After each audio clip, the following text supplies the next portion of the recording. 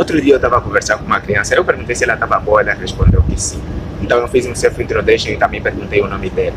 Mas como era o primeiro encontro e eu não queria deixar mal impressão, então decidi manter a conversa ativa. Aí perguntei qual é o estado civil dela e ela ficou um momento assim parada, olhando para mim. Não demorou muito tempo para a camada dela as gargalhadas intervisse e disse algo semelhante a você está sendo injusto porque está usando linguagem muito difícil com a criança. Então eu percebi qual era o problema.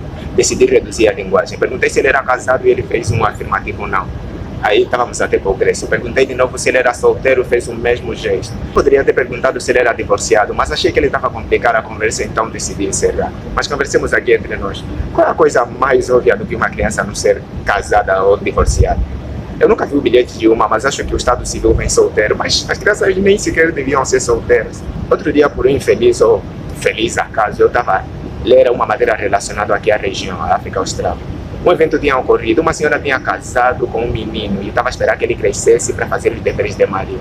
Talvez olhando desse ponto de vista a questão no princípio já não fosse mais tão absurda. Existem muitas perguntas cujas respostas são óbvias, ou pelo menos aparentam. Do tipo, por que você come?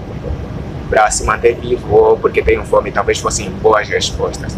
Eu disse talvez, que isso fique claro. Porque a história tem nos provado que muitas vezes perguntas simples têm respostas extremamente complicadas. Se você passa algum tempo com criança, você sabe do que eu estou falando. Elas fazem questões extremamente óbvias, as mais óbvias das óbvias. Ou como uma criança que ouve uma conversa e me perguntar para o pai o que é fazer sexo ou por que nós não vamos. Na maioria dos casos, como dizia um divulgador científico bem famoso, essas conversas nós respondemos com um levantar dos ombros ou talvez com um Deus das lacunas. Mas essas perguntas são tão óbvias, tão comuns, que até parece ser uma vergonha fazê-las quando se é adulto. Não é que nós sabemos a resposta dela, mas elas são tão comuns que nos habituamos a ela que não nos damos o trabalho de pensar nelas, não nos preocupamos com ela. Como é, por exemplo, o caso de um conjunto de dispositivos eletrônicos nos permitirem falar com uma pessoa que esteja no outro continente quando a pessoa que está a 30 centímetros de nós não consegue ouvir nem um pouquinho dessa conversa. E se vocês têm dúvida dessa última parte, perguntem para as meninas. Sabe, outro dia eu estava a conversar com uma menina dessas bem especial que tinha ido visitar uns parentes. Só que já era tarde da noite, então eu lhe chamei a atenção para esse facto porque poderia estar a incomodar os donos da casa. Ela me disse que estava a conversar tão baixo, que provavelmente a pessoa mais perto, a que estava dormindo com ela, não estava ouvindo nenhuma palavra da nossa conversa. Era bem estranho porque eu ouvia tudo com uma nitidez incrível. Mas hoje eu trouxe uma daquelas perguntas bem comum daqueles tipos que as crianças fazem. Por que o céu é escuro à noite? Você deve estar pensando, mas que pergunta mais ingênua. Mas se isso passar na tua cabeça, fique sabendo que a resposta pode não ser tão simples. Se você tem dúvida, fica até o final do vídeo. Meu nome é Tendo Aqueto, vocês estão no canal Prodigy.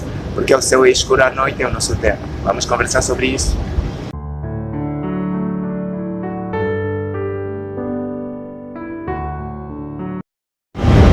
Vocês já devem ter ouvido a frase, os bons amigos são como as estrelas, mesmo quando não estamos vendo, eles continuam brilhando.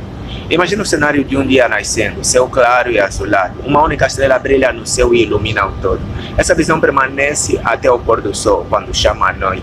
Agora há incontáveis estrelas no céu e a maioria delas brilham tanto quanto o sol.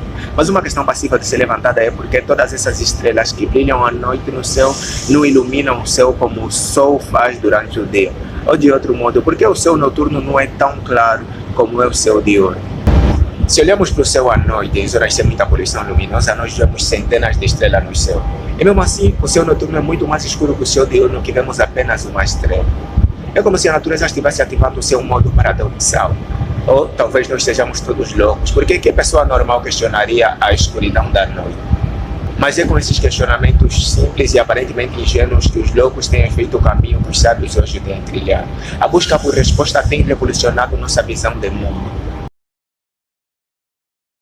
Até o início do século XX, acreditava-se num universo estático, infinito e com infinitas estrelas. É por causa disso que Einstein coloca a constante cosmológica nas suas equações, porque ele não poderia conceber um universo que não fosse estático. Mas antes mesmo do século XX, pessoas como Thomas Dick já tinham percebido o problema da relação de um céu escuro com um universo infinito, estático e com infinitas estrelas.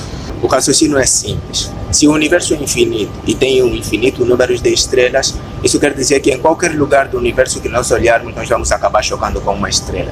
Como em cada ponto tem uma estrela, quer dizer que a luminosidade vem de todos os pontos do universo. Então, o céu noturno precisa ser tão iluminado como é o céu diurno. A abstração é simples, mas não casa com a realidade. Tanto é que noite é sinônimo de escuro. Vocês já devem ter ouvido aquela conversa de existem países que ficam 6 meses sem noite. As pessoas estão simplesmente dizendo que esses países ficam 6 meses sem escurecer. Mas como vocês veem, um universo infinito pode não ser a solução. Talvez um universo finito ajudasse, mas a solução não é tão simples assim. Porque um universo finito chocava com a física da época. Se o universo fosse finito, ele simplesmente colapsaria.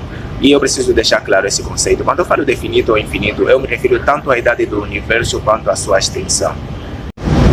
Não era difícil perceber que eles careciam de soluções, e muitos nomes se jogaram nessa busca. Um deles era um médico alemão, Heinrich Ober. Inclusive, o problema do céu escuro ficou conhecido pelo seu nome. Nós chamamos isso de o paradoxo de Ober. Ober acreditava que haviam elementos no espaço que absorviam a luz vinda de estrelas muito distantes e que impossibilitava isso de chegar à Terra. Mas hoje nós sabemos que essa não é a solução mais viável.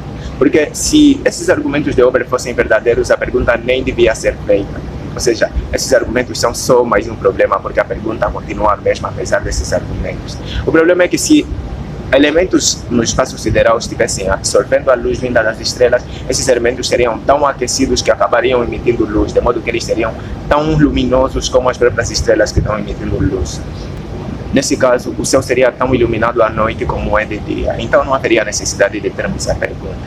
Um dia, uns 8 anos depois da morte de Ober, Alan Poe lançou seu memorável poema.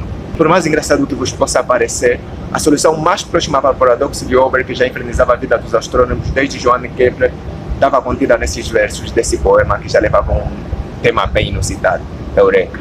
Alan Poe escreveu: se a sucessão de estrelas fosse infinita, então o fundo do céu nos apresentaria uma luminosidade uniforme, como aquela que é mostrada pela galáxia, já que não poderia haver absolutamente nenhum ponto em todo esse pano de fundo no qual não existiria uma estrela.